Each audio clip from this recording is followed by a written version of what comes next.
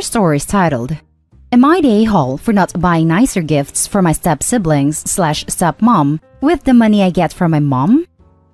My 15 female parents are divorced.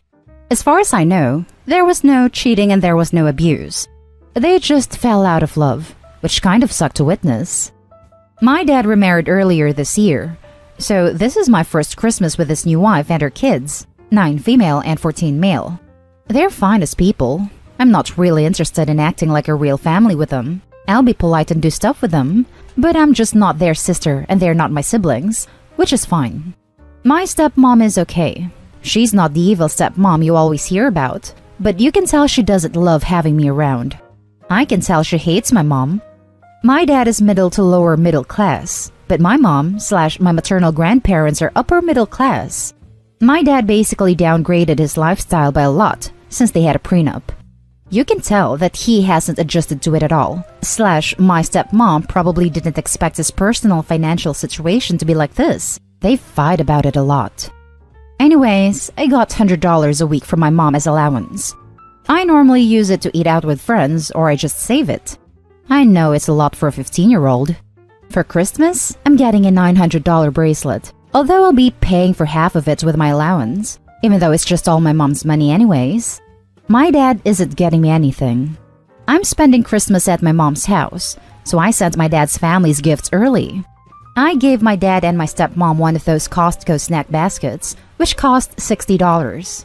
I wasn't exactly sure what to get my step-siblings since I don't know them well, so I got my stepbrother a $40 Steam gift card and a $35 name necklace for my stepsister.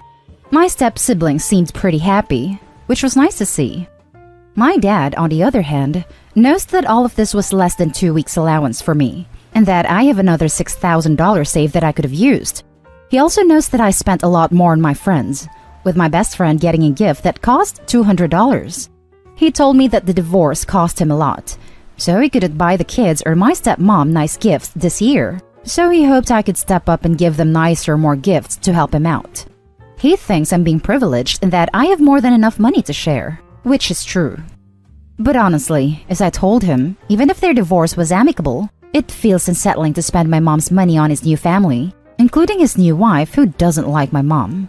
He pointed out the extreme differences in my Christmas with my step-siblings and said that I should be more generous in giving. Now let's read the top comments. Not the a-hole, so he basically still wants the benefits of your mother's money? And he didn't even get you a present? He's really wrong for that. It's yours and your mother's money. Don't let him get to your head. If he can't afford it, then maybe he shouldn't even be mentioning anything. And I'm sure the step-siblings didn't get OP anything either, so why should they spend more than they already have? Definitely not the a-hole. He wishes he could give nice gifts this Christmas, and is trying to guilt you into doing it in his stead. I think you chose nice and appropriate gifts. There will always be people who have more and have less than you, but you are not obliged to try to make up that imbalance. Good for you saving $6,000. Exactly what I was thinking. Seriously, good on you, OP. Not many 15-year-olds could save that much. Not the a-hole. So, he's not getting you anything but still expects you to buy nice gifts for his new wife and step-kids? Maybe for Christmas, you should get him a big bag to carry all his audacity. You're right. It's unsettling that he still feels entitled to your mom's money. What's even worse is that he's just fine with trying to manipulate you, his own child, to get to spend some of it. Buy your mom something meaningful for Christmas. She deserves a nice gift after all those years she had to deal with him. She really does. I got her a necklace with her birthstone. It's not much, and she definitely has much nicer pieces, but I hope she likes it. The next story is titled, Am I the a-hole for saying people who snoop don't deserve apologies? My parents are divorced. I'm 15 female, split time between my parents until last year. And then around New Year's, I decided to live primarily with my mom. My dad kept my room intact for me, hoping I would move in with him full-time eventually. During lockdown, I didn't see them or visit for about 4.5 months. While I was gone, 2 of my siblings, 13 female and 11 male, decided to snoop in my room and they found some old journals, as well as photos I kept in my closet. They went through everything and got upset because I wrote about my unhappiness when my dad first started dating their mom and when they got married. And there's a lot in there about them and their mom, and their grandma who has always been around a lot. The photos in there were copies my dad gave me of trips we took when he and his wife were first dating and married, and they were actually trying to get a lot of family photos. And because I wasn't happy about having a new family, I actually cut her and the kids out so they were just photos of me and my dad. I was 9 when I started that collection of journals and photos. I got a text from my dad about them finding the stuff and being punished. Then, when I went to stay the weekend after our restrictions lifted, he and his wife said that I really needed to apologize for what I said in the journals and did to the photos. My step-siblings decided to pester me about it too, and told the younger 2 siblings and the oldest of our half-siblings. I told 13 female and 11 male that people who snoop do not deserve an apology, and I never ever rubbed those things in their faces. But they went looking through my private property when they know I don't ever let them in my closet. They said I was still mean and hated them, and that makes them feel bad because they loved me and wanted me to be their sister. My dad told me they might have done wrong, but so did I, and at least I need to apologize for cutting them out of the photos. He told me that since I don't technically live there anymore, anything I had left there was fair game. I told him that I had wanted to move stuff, and he asked me to keep most things there because it would make it feel more like home when I did stay. They still want me to apologize. I still haven't. Am I the a-hole? Not the a-hole. People who snoop don't deserve apologies. Go without asking into their rooms and pick up whatever looks like a diary. And when they inevitably protest, tell them you want to snoop for stuff to be mad about and are looking to force them to apologize for anything they wrote. If they protest further, tell them this is the exact scenario you are in, and now they understand why people who snoop don't deserve apologies. I agree. Not the a-hole. See, this is exactly my solution. I have a very short fuse and I am quick to anger. I never lash out at people. I only respond to what is said and done to me. I'm not proud of it. So my response would have been to get up and start going through everyone's room right in front of them and tossing everything around. That would have led to more trouble probably, but in the moment, I don't care. Not the a-hole. Why on earth would you apologize for your private thoughts that were never meant to be shared? Thoughts from 6 years ago, no less, from what must have been a very difficult time for OP. Not the a-hole. You were 9. They're pretty young, so I can understand why they're taking it personal. Maybe you should ask them if they wrote down things at 5, if it would be fair for them to have to apologize for them today. Also, they shouldn't have snooped and should have been punished for it. Your father and his wife are wrong. You don't owe them an apology for the writing you did in your diary at 9, or for cutting up what pictures your dad gave you. They also should have kept your siblings away from your stuff. I'd take anything you don't want seen with you, because they'll probably snoop again. I have to say that it's pretty ironic that OP was younger when she wrote those things than her step-siblings are right now. Now, let's read the next story. Am I the a-hole for refusing to give my late wife's bracelet to my stepdaughter? I, male 43, been with my current wife for 2 years now. I have a 12-year-old daughter, Jenny, from my previous marriage. Her mom passed away from cancer. And I have a 15-year-old stepdaughter, Emma, and we get along very well. I've been keeping some stuff that belonged to my late wife, including a diamond bracelet that my late wife wanted me to give to Jenny on her 16th birthday. This request was handwritten by her, and I made her a promise that I'll hold on to it till Jenny is 16, and then gift it to her on her 16th birthday. This will make her feel that her mom is there with her when the day comes, and it gives me comfort. There were no issues, except for when Emma was taking a look at my late wife's things when I was at work and saw the bracelet. She told her mom she liked it very much and asked her if she could keep it. My wife doesn't know the story about the bracelet. She told me that Emma liked the bracelet a lot and wanted it so bad. I told her that was not possible because Jenny's mom wanted her to have it on her 16th birthday and that it wasn't mine to give. It was specifically gifted to Jenny and I can't deny her that. My wife took it as in I was favoring Jenny over Emma and that Emma is going mad and keeps talking about it. I told her that was not up for discussion. But then she offered me money to get me to give her the bracelet, and I was shocked. Completely dumbfounded and hurt that she thought by offering me money that I'd change my mind. I argued with her when she said that I probably said no because my late wife's stuff are clearly more of a priority to me than her feelings and Emma's. She said that Emma will resent me, especially when she sees Jenny wearing the bracelet and realize the favoritism that I'm displaying. I got so tired of arguing I told her to just stop it.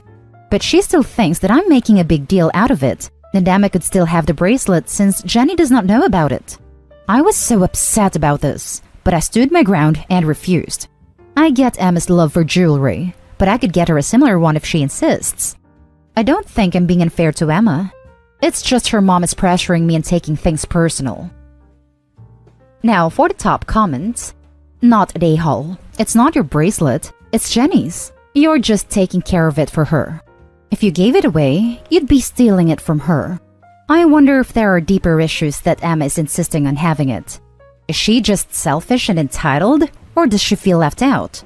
Also, why was she looking at your late wife's things? Also, make sure the bracelet is locked up. You might want to get a safe deposit box or small safe where only you have the combination and lock it up. When Emma realizes that she's not going to get it, I'm betting it will conveniently disappear. Not at A-Hall, but I'd seriously consider getting everything that's meant to go to Jenny, put it in a safe deposit box so that things don't end up missing. Also, your whole family needs some therapy. Obviously, Jenny gets her late mother's things, and if current wife/stepdaughter don't understand or accept that, then you may want to consider what's best for you and Jenny. Therapy 100%. Opie and his wife are clearly not on the same page about parenting, honoring late wife's legacy, or boundaries. Not at A-Hall, Opie, but you will be if you don't follow this up with getting a professional in to find some alignment with your wife. Not at A-Hall. Lock up that bracelet. Fast. It's currently in my closet, but I will get a box and change its location to make sure it's safe. Now for the last story. Am I the A-Hole for not wanting to share traditions with my stepmom that I had with my mom? Going to keep this short. I, 26 female, am engaged. And honestly, what I thought I would do this year in terms of wedding planning did not happen. But I have an appointment for a local bridal store booked for May 2021. My stepmom wants it to be just her and me. I said no. I said my brother, sister-in-law, and grandparents will also be there. She said I never wanted to do anything she would enjoy with her. I was 5 when my mom died, but I know from photos, videos, and fuzzy memories that we used to bake together on Sundays. And we had this cookbook she started with me that we were supposed to fill with new stuff over the years. But we only got 4 recipes on before she died. My stepmom also loves cooking and baking, and wanted to keep the traditions alive with me. She married my dad when I was 8. I always said no. We did other stuff, but she never enjoyed it as much, and I always disliked her a bit for trying to push her way into the old traditions. She did the same with my brother, and he wouldn't do anything with her because of it, and they have no relationship today. So the dress shopping topic brought it up again, because she wanted it to be just us, and I said no. She said I was punishing her for not being my mom. I said it's not a punishment, but she can't force things between us either. She's asking me to let this be our thing, and saying if I can't even give her this, then I am being unkind. Am I the A-Hole? Editing to add. I did invite my stepmom dress shopping. She wants it to be just us. That is where the conflict is coming from.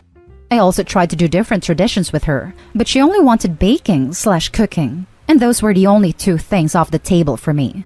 I suggested other stuff and asked her to suggest other stuff. She did not. Now for the comments. Not at A-Hole, but it sounds like she's really trying to reach out. The way that she's trying clearly isn't something you appreciate, but have you tried talking to her about something else that 2 of you could share? Yes, but her interests are in cooking and baking, and she told me she always wanted to share those things with her kids. And she doesn't have any children of her own, so her hopes are still on my brother and me. Are you open to have that kind of relationship with her? I don't know all of the situation or what it's been like, but she's been in your life for a long time.